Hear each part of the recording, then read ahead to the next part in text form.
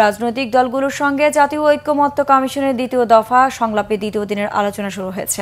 সকালে রাজধানীর foreign service একাডেমিতে আলোচনায় বসেন বিভিন্ন রাজনৈতিক দলের নেতারা। আলোচনায় আজ যোগ দিয়েছে জামায়াতে ইসলামী।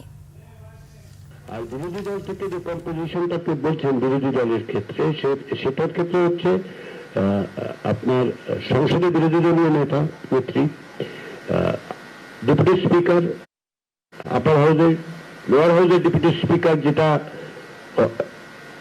দুটো বিরোধী দল থেকে আসার কথা, তাহলে তিনজন হচ্ছে বিরোধী দলের। বাকি যে দুজন থাকছেন, এদের একজন হচ্ছেন চিফ জাস্টিস, এর বাইরে যেটা থাকছে তার একজন হচ্ছে চিফ জাস্টিস, আরেকজন হচ্ছে সংসদের বিরোধী দলগুলোর থেকে নির্বাচিত একজন।